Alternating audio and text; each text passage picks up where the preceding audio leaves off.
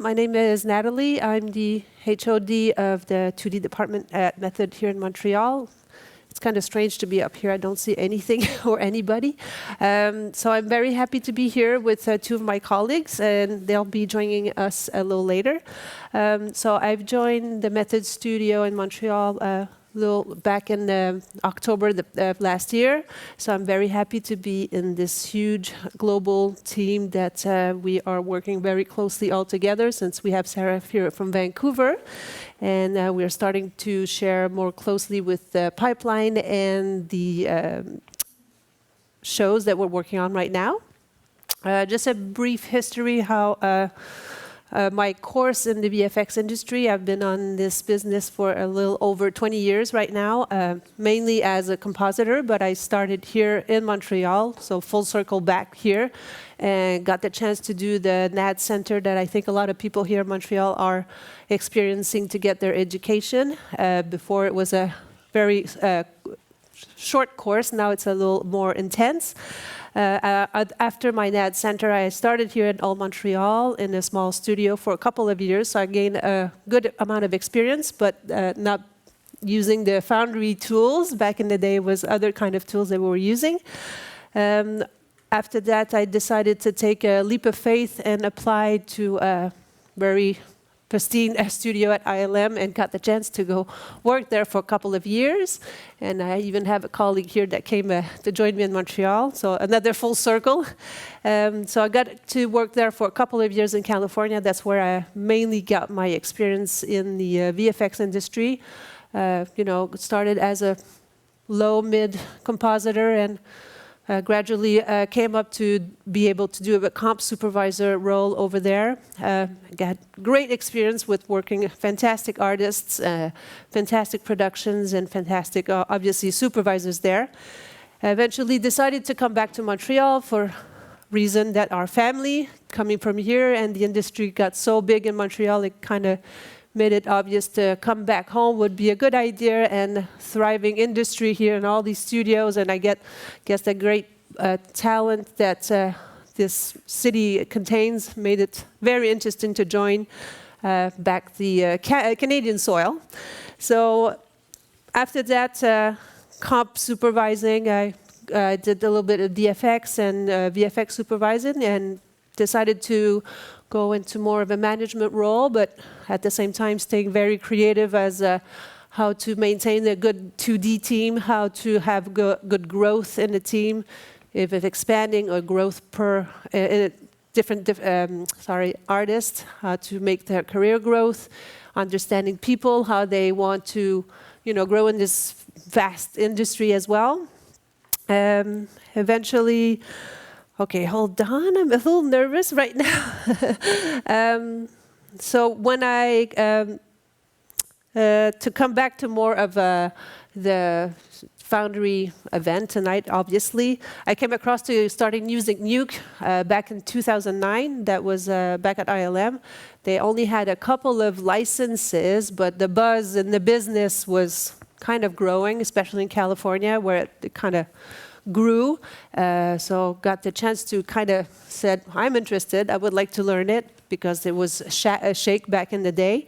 And I got, fell in love with the product, obviously, and now even like more than 11 years later, still using it and seeing how good it is and how it makes us, I think, better artists as creative, but technical too, because I think the two goes hand in hand. We can be very creative as artists, but we need the technique behind, and we need the great work that the Foundry is providing for us to, I think, alleviate the tedious little work that we have to do and make it more fun every day. So I guess I would like to, just checking my notes here. Well, since then I've been using Nuke, and I'm really thrilled that I can be talking about it being part of the Method family now, since we're getting bigger and bigger. I'll show the main project that we're going to talk about tonight is Ford versus Ferrari. We're giving that many examples that we had in the studio, but this is the one I think can shine a little better because it's nominated at the VES. So we're going to cross our finger for tomorrow night. Hopefully it's going to win something or not, but at least we're very happy that it's nominated. We didn't get the chance to work on it very much, but at all in the Montreal studio, but still it's on the method pipeline. It is something that we're working on really hard in Montreal as the change of pipeline is getting introduced. We get people that are experts in Vancouver, people that are expert here in Montreal, and working really closely how to, make it a more unified and solid pipeline. So I'll show the demo, and after that, I'll talk a little bit about the studio.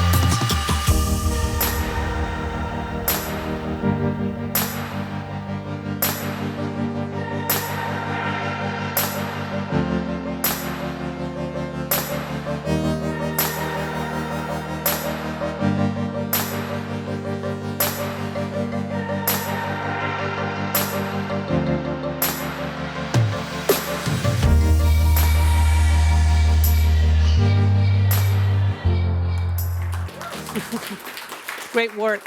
What's the method vision that we are trying to promote, work on very hard, is unified pipeline, obviously, to spread across all the studios in the country and on the globe, sorry. Bringing the best of other facility tools into the global workforce, bringing the best out of our employees as well, and being flexible on sharing our work, the shows, the shots with the different departments in strength.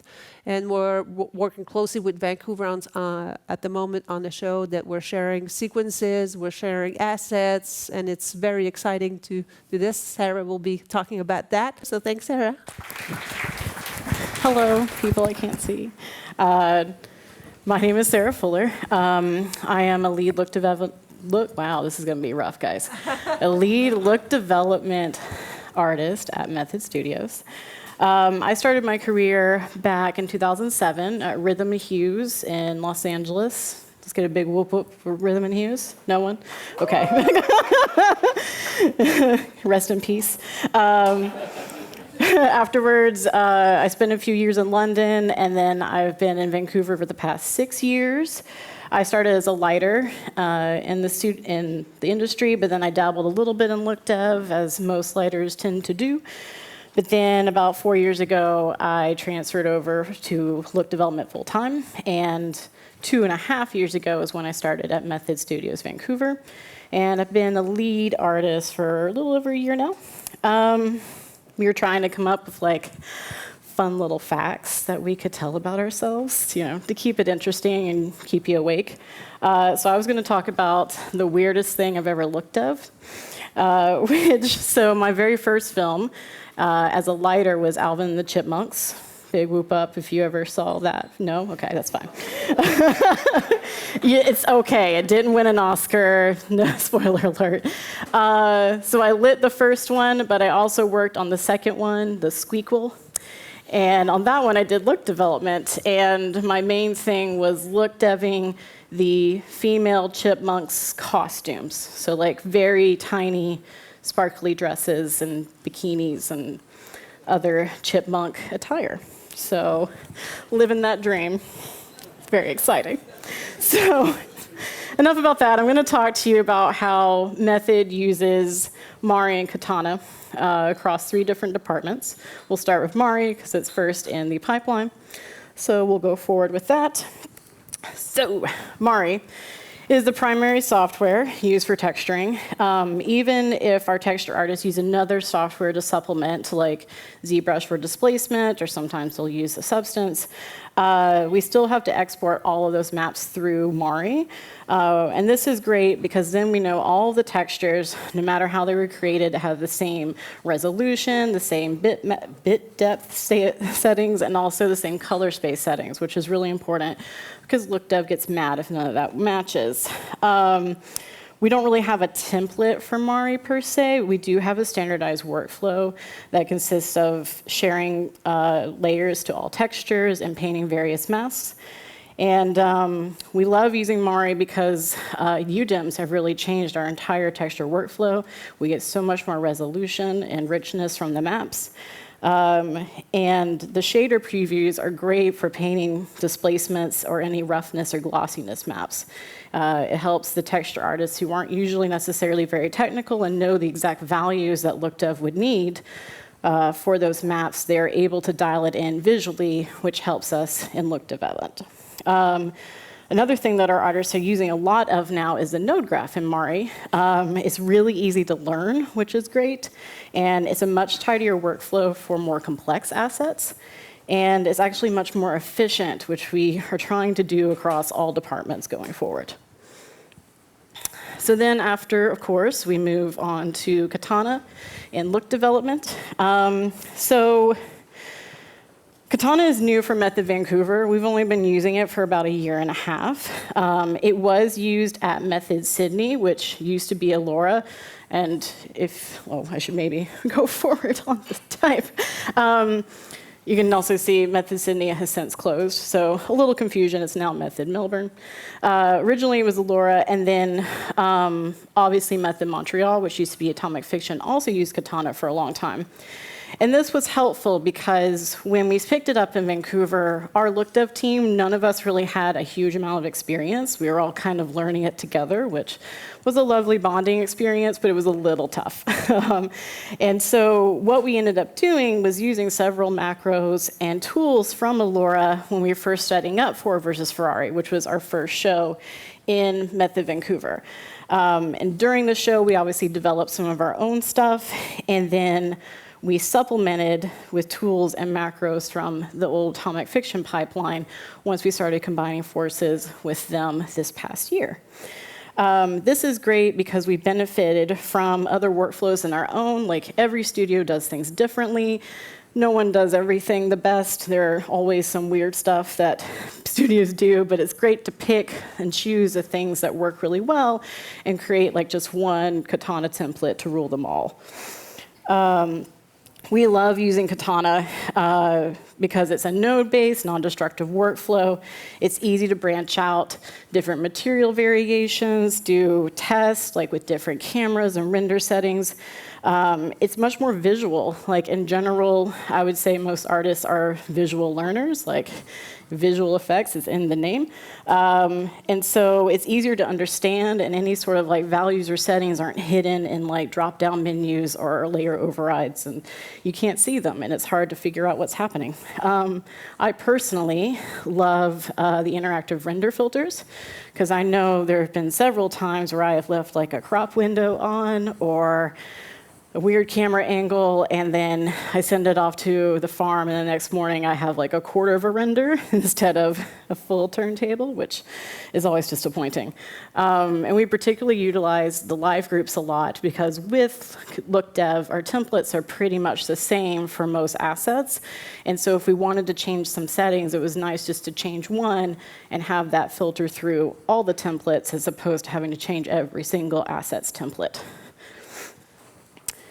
So we'll switch over to lighting for Katana. So different from our LookDev team, a lot of our lighters working on Ford versus Ferrari had used Katana at other studios and were quite experienced. So while they did pull some workflows from Allura, like the LookDev team did, they actually, most of our artists contributed to the workflow based on what they have done before. Ford versus Ferrari was an ideal Katana show because it was a very heavy environment show with a large amount of shots. It was around 570, but a small amount of sequences. So this was great because our lighters could set up sequence templates with separate branches to do shot overrides for light rigs and settings and so on. They also had a sub-template importer, which they're trying to pull over to LookDev right now, that would bring in their various passes like all set up for them. So within their shot, if you had the cars and it was one of the night shots and it was rainy, you would have all the ground reflections and all of the effects passes all set up for you. And it was sort of like putting together a puzzle. This was great because then one lighter could work on several shots at once and then could render like a sequence at a time if they wanted. One thing we utilized was a YAML file to do bulk renders. So it was a text file that you could edit and you could say, I want to render these passes for this shot and these passes for this one. And then you would actually launch that bulk render file from the terminal, and you could launch renders to the farm without even opening Katana, which was really helpful for several reasons. One, including we had, one of the weekends, a supervisor was in, he realized the lighting shots weren't correct on the farm, and so he was actually able to relaunch shots using the render YAML file, and he didn't even have to open Katana, which is great because he didn't know how to use Katana, so thank God. All of this contributed to having a smaller lighting team. I think at most we had 12 lighters going, but usually it was around like 8. And they were able to work more efficiently and focus on the more beauty lighting aspects instead of having to do a bunch of setup. And honestly, we would not have been able to complete the amount of shots that we did on time, especially with the size team that we had. And in the end, even though it was our first show doing like this whole Katana workflow, it actually went really smoothly, which is always a relief. And it ended up saving us money, which is always good. Everybody likes to save money. So yeah, it was a really wonderful experience. And yes, big root up for VES. Hopefully we win. Yay. So now I'm going to pass it on to Cody. He's going to talk about Nuke and compositing. Thank you.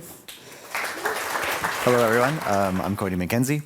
I'm a compositing supervisor at Method Studios. I've been in the industry for about 15 years. Worked in a few small studios in Vancouver, 6 years working in the visual effects department for Stargate, the TV series. And the last 8 years have been at Method, the past year in Montreal. Okay. What have we been doing in Nuke? So templates are part of our latest development for lighting and comp, the focus being on automation. We've added a few features to some of the Nuke nodes. So now these Nuke nodes can be updated based on a certain set of defined rules. These nodes can include your read nodes, so like your light renders, your pre-comps, your roto, but it can also include lens distortions, resolution reformats, and write nodes. So an example of what this offers, we can use templates, in Nuke for sequences. So this is something built typically by your lead or your supervisor that's handed out to artists on the team. With a few clicks, or hotkeys, they can update all of the nodes in their Nuke scene. This obviously helps. You don't have to fish around to all of your renders and find out which ones you're supposed to use. Another example is for batch processing. So sometimes we have to render large quantities of neutral graded plates, or work resolution plates, or degrain plates. So now this can be all relatively automated, or at least done by just one artist, and a render farm, obviously. And the main example is the light auto comp. So this was used on Spoiler. And basically, when a light render is launched, when the render is complete, it will kick off a Nuke scene. It will update those passes that completed and daily them for the next review session. This is an example of one of our main templates. So pretty standard. You guys have seen most of these, but